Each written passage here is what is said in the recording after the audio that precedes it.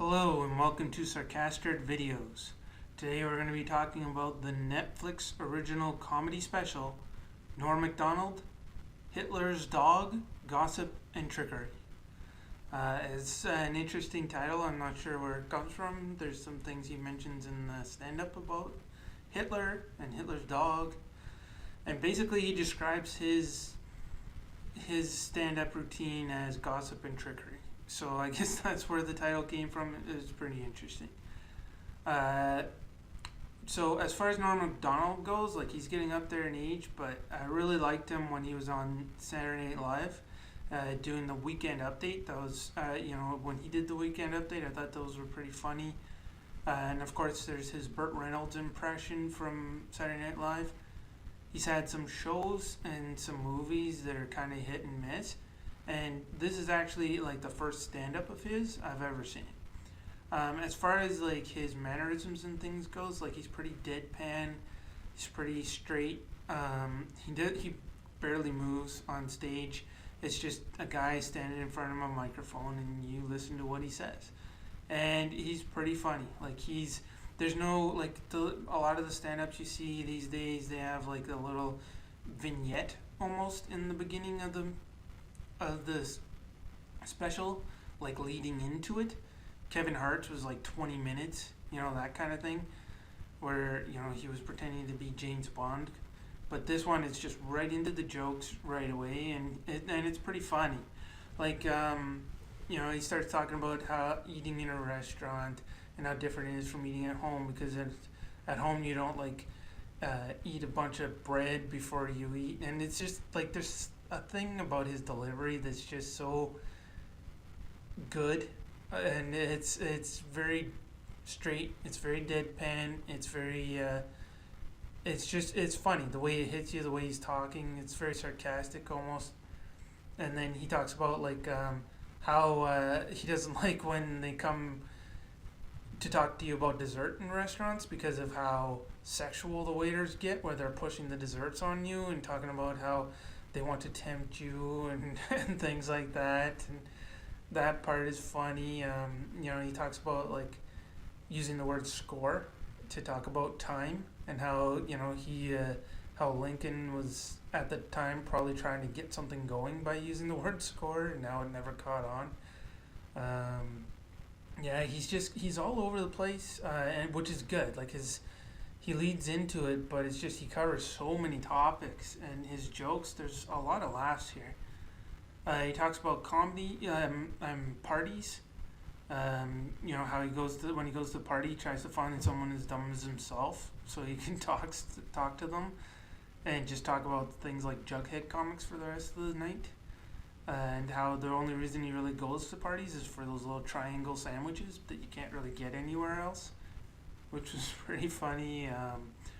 He talks about doing acid as a kid, and how they kind of promised that he would get, it was one of those drugs where 20 years later you get like a weird flashback, and he thought that it was a great way to stretch his dollar, because he would be getting like 2 freakouts in one, but that it never happened for him, which made him sad. There's things like he talks a little about suicide, and the way he puts it, going to the rope store, which is funny. And that kind of leads into an auto asphyxiation set, where he talks about how bad it would be to actually be found that way if you died during some kind of autoerotic asphyxiation session, I guess you'd call it. And no matter what you did in your life, that's how you would be remembered, and that you should just kind of write a suicide note just in case, so that if you did die that way, at least somebody would think maybe it's on purpose. And he goes into this whole thing about like writing if he was going to commit suicide, playing a prank on somebody and blaming another person, and just some random guy for his suicide, things like that. And obviously suicide's not funny normally, but when a comedian talks about it, I mean, unless you're really sensitive to that, it is pretty funny. He was talking about Las Vegas and how they have the slogan, what happens in Vegas stays in Vegas, and how it took him a while to understand that what that really means is that the prostitutes in Vegas are just more discreet than anybody else. And he has some jokes about that, which are pretty funny. You know, he talks about like Wikipedia and how he uses that to look smart now in conversations. He'll go, if somebody brings up a name he doesn't know, he'll like excuse himself to the bathroom and look those up.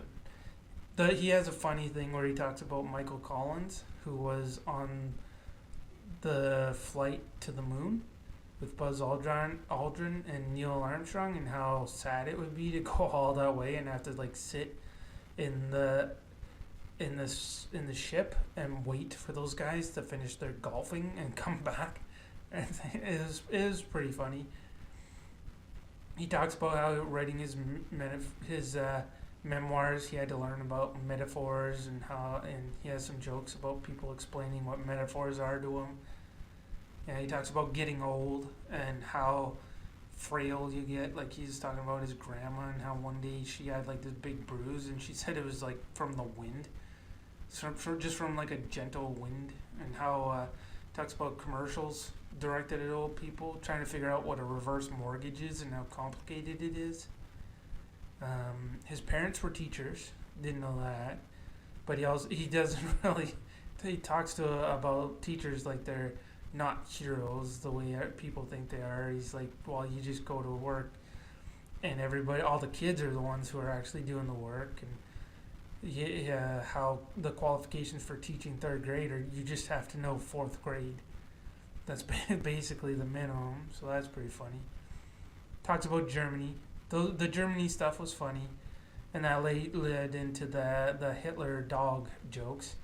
But talking about Germany and how, you know, it tried to take over the world and almost won, and then it tried it again later, so they had to make them not a country anymore, and how that's the kind of country you should be afraid of, not like North Korea or Iraq and places like that.